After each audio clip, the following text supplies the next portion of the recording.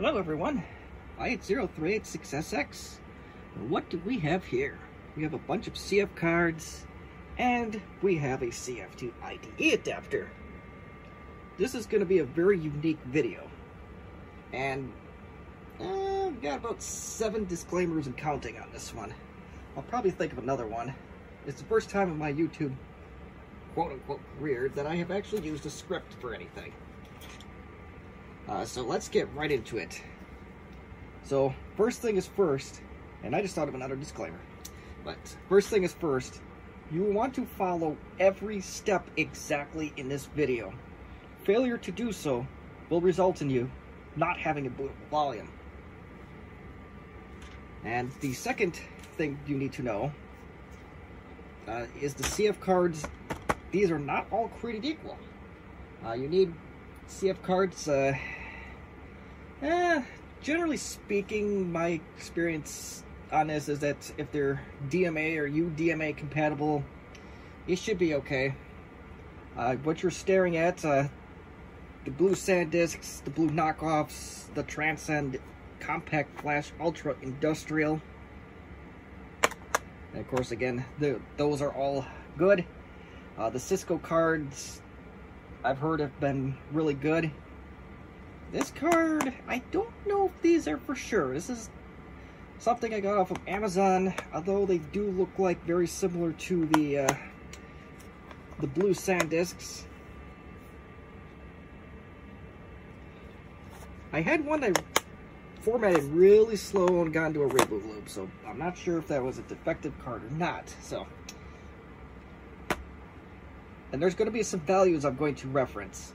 This is all trial and error, just finding those values. So I'll put those in the description of what the cylinders, head, and sectors values are going to be.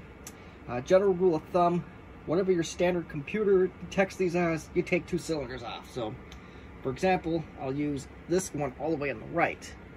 This is detected on a standard machine of 993 cylinders. On a Compaq LTE or Contura, you take that down to 991. The next thing I'm going to bring up is the tool we're going to use. And I'm sure I'm going to get roasted on this 6 ways from Sunday. But this is what I found through several trials and errors.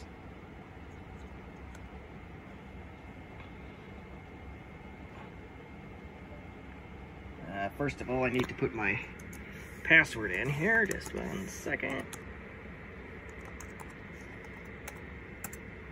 Hope that's right. Nope.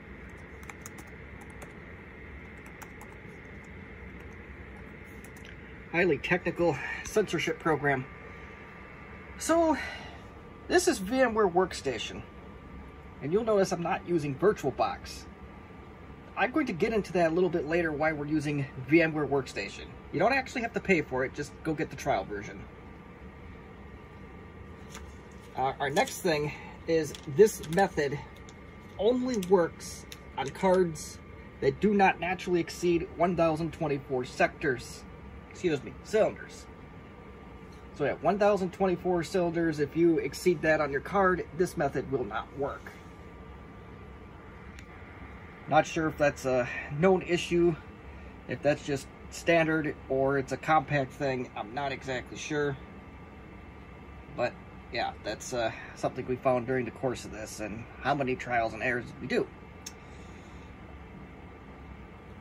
Since this is for a Compaq LTE or Contura, which I'm going to cover that in a little bit, make sure your CF to IDE is an H.2, not a B.1 or any other variants. The Syba double card,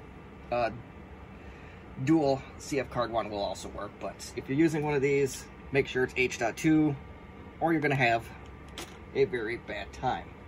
You'll notice that I'm also building this on a Linux appliance.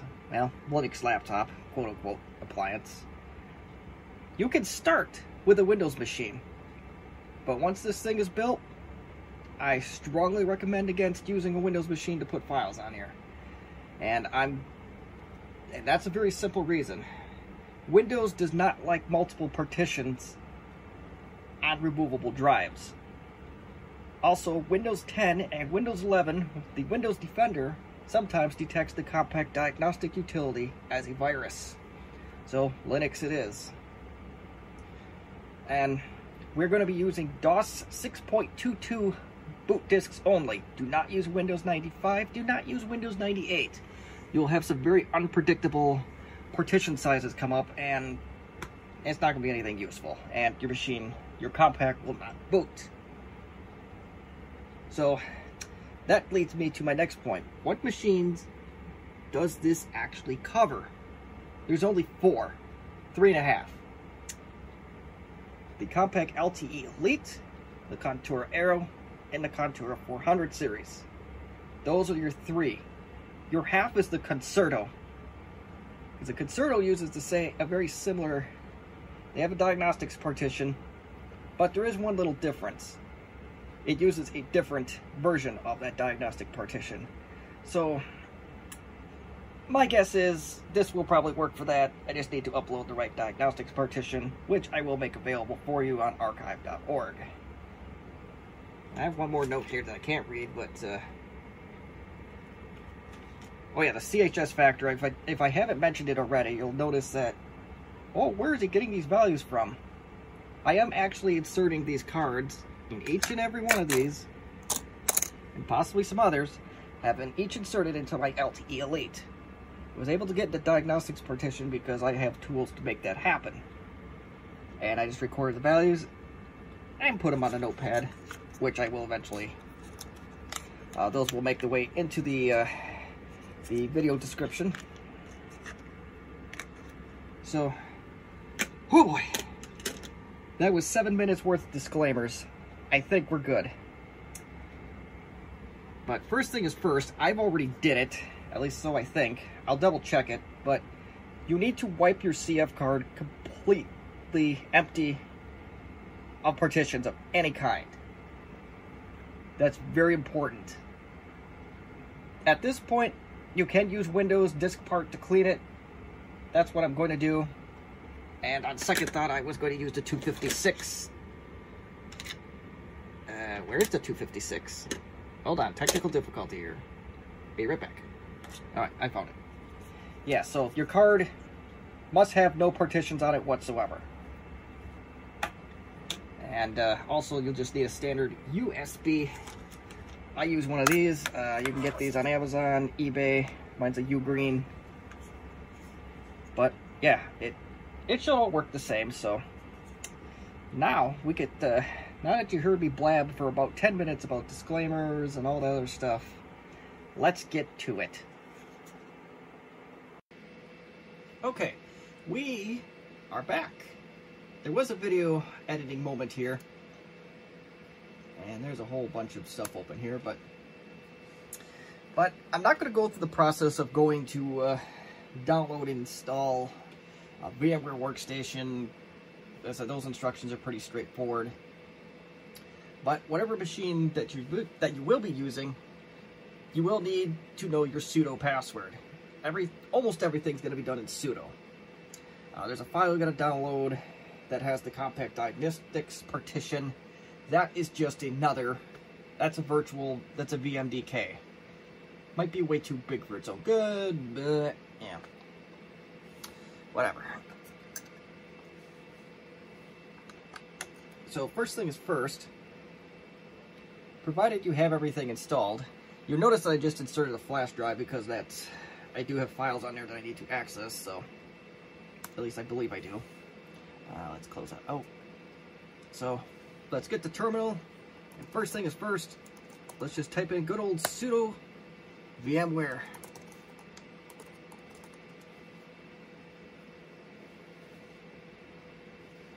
And as you can tell, I did do a few things with this, a few attempts, but for our purposes, we're going to make a brand new virtual machine. And here you want to make sure custom is selected, because what you will be doing is that you will be mounting your CF card like it is a drive, and yeah, it's just attaching it as directly to the VM. So it's, in a sense, it's like directly in a physical machine. It does have its case uses, other than recreation. Oh, you know what? Let me get that corrected. Okay, good.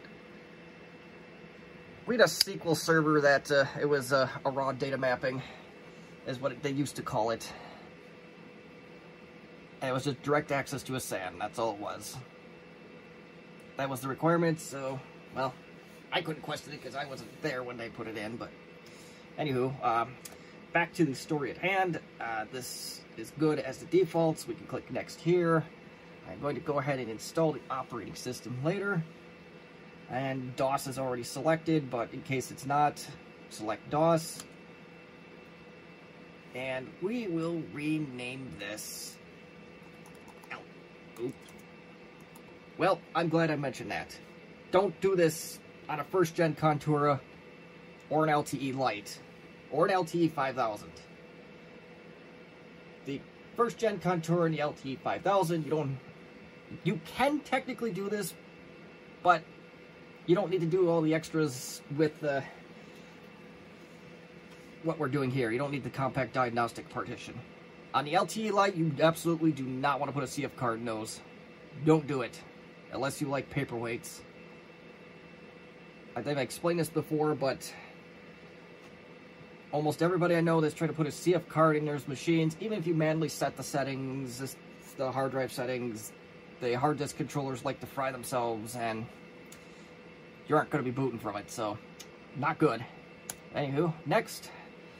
This is all good. 16's good. I don't bother with this because we ain't going to do anything with that. And default here, make sure your drive is IDE. Do not do SCSI, do not do SATA, because it's not going to work. I learned this the hard way with VMware Workstation 5, which I actually did purchase years ago. It would, when you try to do the direct mapping thing, it would default to SCSI. This is very important. So you're going to use a physical disk for advanced users, and you're going to hit next. Find the right. In my case, it brings up 4 things, and depends on what your card reader pops up. You'll just have to understand what's what. We know it's not the 500 gig. It's not the flash drive. So we'll start with that. And we'll use the entire disk. And I don't know, it looks like it's going to make a VMDK. Let it do its thing. It's got to reference it somewhere. And we're going to go finish. We're not done yet. We have to add floppies.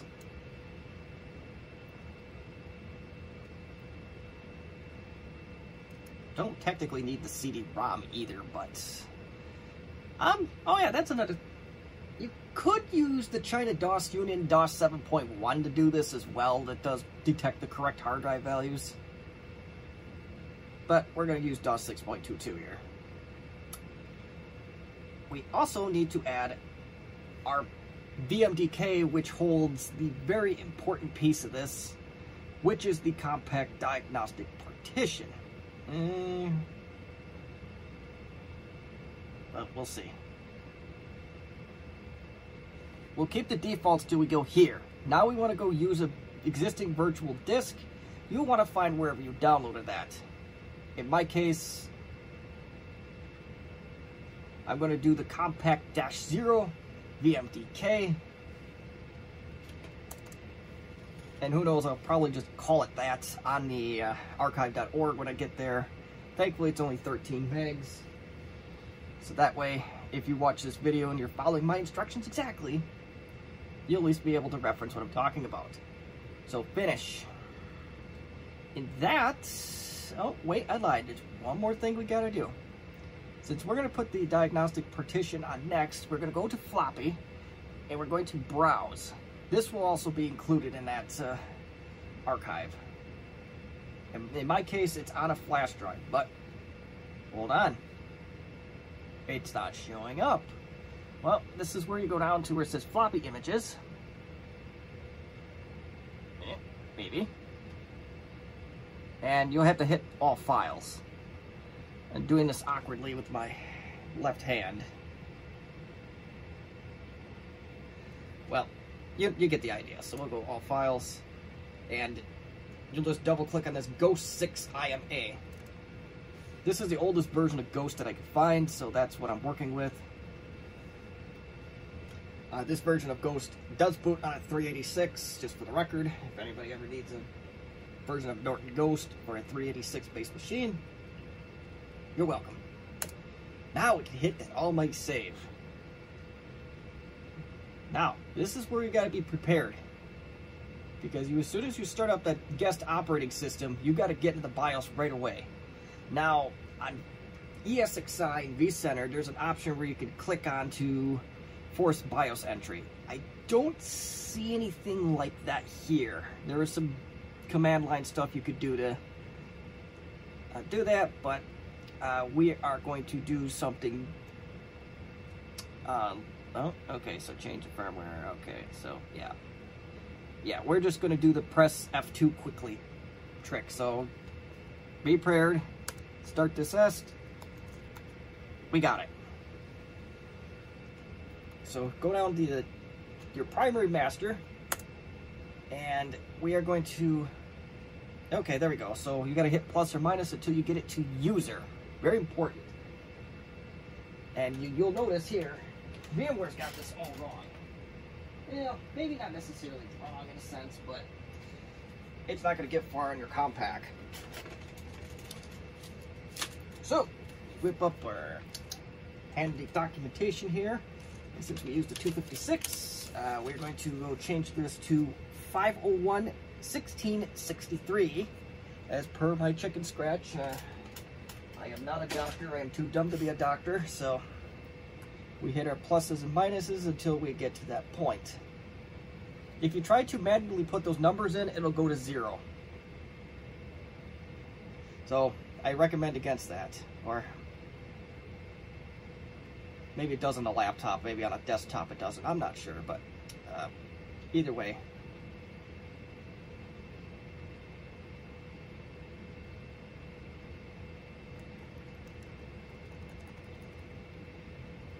Three, two, one.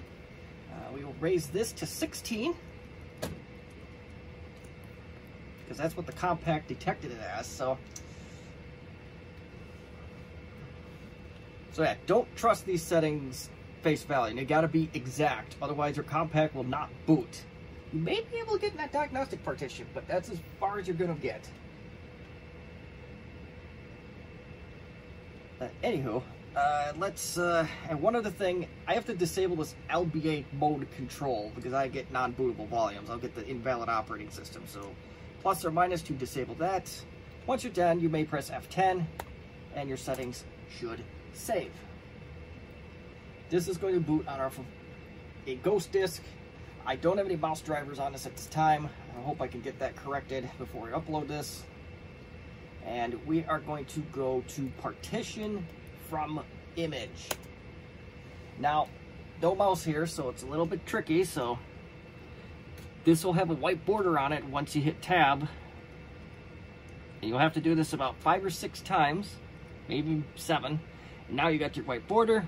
Once you have that, press enter, and you'll have this, an LTE IMG local drive.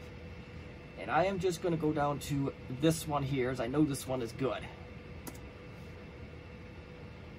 And that's it. I may have done something wrong, so I'm going to go through this anyway. And you want to go to the 246. Yeah, so we screwed up here. So let's go to options and let's see what we screwed up. Now, I have a little confession time. I don't know all the little switches to automatically do the, make it stay the size and automatically, oh, here we go. So we're gonna do this the tough way. I think I have to change this to image all, which is supposed to be sector by sector. That's the one we want. Let's make sure we have this right. Direct IT access. No, we don't need anything like that. So we're going to save our settings here.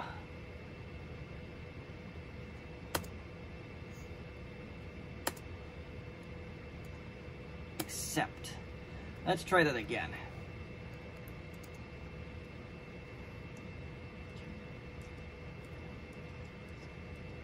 And it takes 8 tabs to get up here if you don't have a mouse. You want that size to stay exactly the same, otherwise the Compaq doesn't recognize that diagnostic partition. So back to the 246. Ah, it still didn't do it. Okay, what are we doing wrong? Let's do disk from image. Let's try this out that way.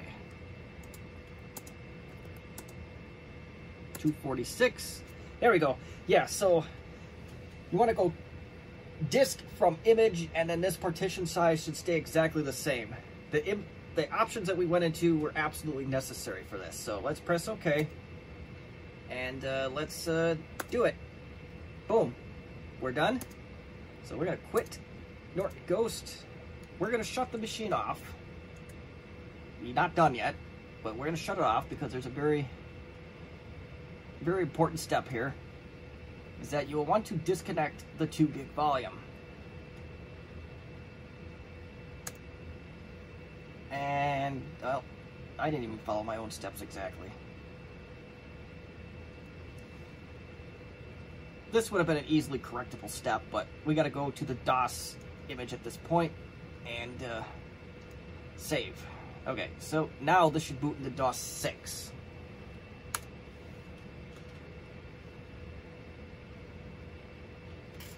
And hopefully it doesn't say replace DOS versions, but if it does, I think it's okay. Oh. Yeah, configure on a unallocated disk space. Okay, and that's when my speech impediment's going to come into be a problem today. Nice and fast. I'm in the US, so this is all good. Just instantaneous. Wonderful. So now we just gotta go get the new disk image. Mine's called disk 2.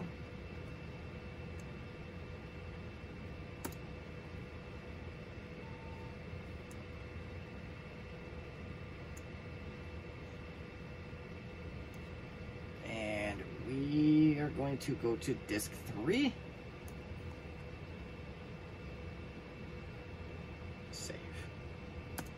And put the mouse cursor back in. Remove your floppies.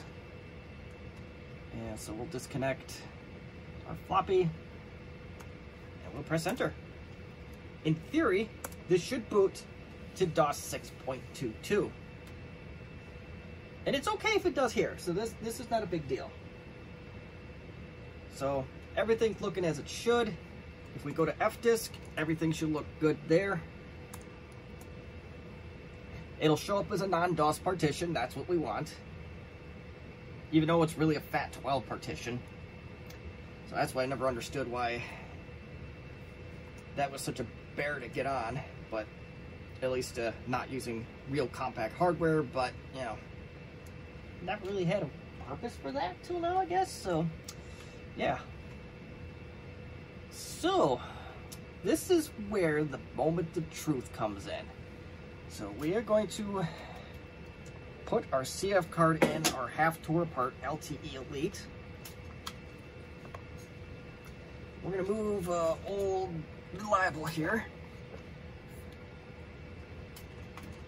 I know there's much better computers out there than that 2760p, but gosh, I love that thing. So we got LTE Elite, which is not happy at the moment because I pressed the spacebar a bunch of times. So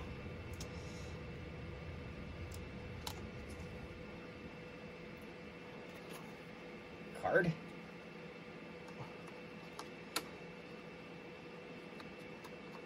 And here we go. Let's hope that keyboard stays in place long enough for me to prove my point. Card is now in. Oh, by the way, if you can afford it, get one of these. Just do it. This is an Open Flops W1D. It's a gentleman down in Australia that designed this thing to, I want to say, counter the failing floppies in these things. You know, if you want to replace yours, to each your own. But the nice thing about this is, you do not have to modify the structure whatsoever to do this modification. If you wanted to put the real floppy drive back in, take this thing out, great, none the wiser. And this floppy, this ribbon cable, if you rip it, you're not out of luck anymore as of late March 2023, because the same gentleman that made this makes these. So yeah, awesome little device. If you have this, it's a whole lot easier than going through this nonsense with VMware Workstation and Linux and or whatever you chose to use. But regardless, we have our CF card in place. Theory is, if I did everything right, or unless this is going to make a liar out of me, this should boot. So here we go.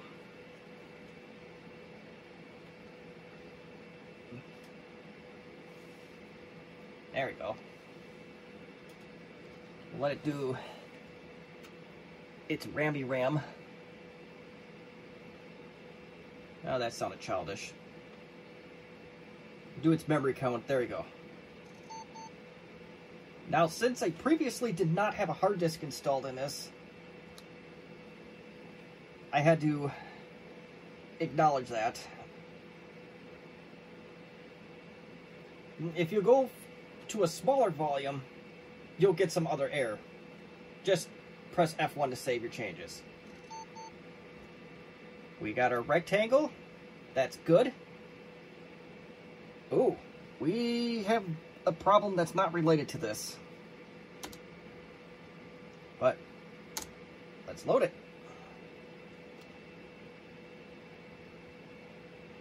Putting a CF card in there does not make your display flicker. That's just a known defect with this particular LTE Elite. But there you go. We have our 475CX, and we are seeing our... hold on here. I'm trying to do this through keyboard. And there you go. 501.16.63. So that's half of your battle right there. Now, let's see if the other half of the battle is resolved. Oh, I must have pressed enter at some point. I don't know if you can see the flickering on your screen, but I can certainly see it on mine. Let's get out of this again. And there we go. Now, moment of truth.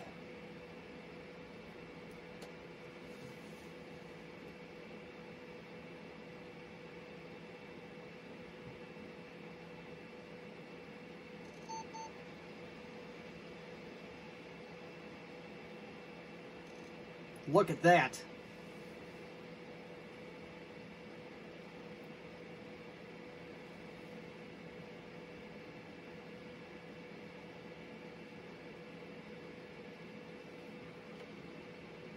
Look at that. Cooking with gas. We built the CF card with the Compaq Diagnostic Partition, and we didn't even have to use a real Compaq to get this far. So now that you've followed my instructions exactly, or darn close to it, now you can add your files as you please, and you can continue working in VMware Workstation. If you want to load Windows 3.1, you want to load the drivers, you can just take the CF card out and work with it that way. If you want to install Windows 95, you can mount the card through the USB reader. Just work with it directly on the Linux host and copy your setup files that way, and you should be able to do it. So yeah, call this a massive success. If I ever find a way to get 1 gig CF cards to work with this using this method, I will definitely update you guys and get a video out there. So yeah, if you got a Contura 400, an Aero, or an LTE Elite with a malfunctioning floppy drive, or you just want to work with something a little bit more modern, here you go. I just showed you how.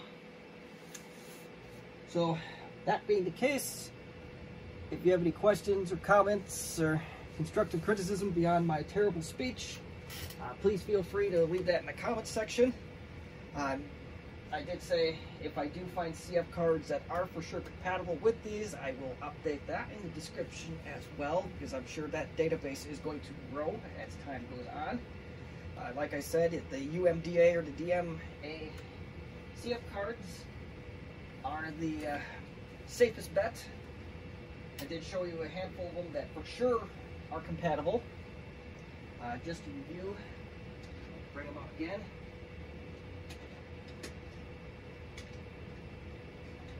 No, not that one. The 256, of course, is in the system itself. But yes, the one on the left, I believe is compatible. I got one to successfully go. I got one that just didn't read very well, so I don't know. But this Transcend Compact Flash Ultra Industrial, definitely a winner. Of course, all the blue SanDisks like this are also winners. The ones that don't have the SanDisk name on them, also winners. I don't have that card on me, but oh, here's an example of one. It's a 2 gig. No branding on it, but those that's what I have in there, a 256 meg version. If you have the luxury of a OpenFlops W1D or a working floppy and want to put a 1 gig card in there, these work great. They, however, cannot be programmed through means of VMware Workstation like we did. And hold on here, there's one other card that I strongly believe, if you can get your hands on one of these 512 meg Envoy data, I think these cards are winners as well in terms of installing OSs on them and using them to replace your drives. I had one just like it in my ProLinea 425S, which has similar restrictions like this machine, and it programmed just fine. So could you do this with a desktop ProLinea or a Desk Pro?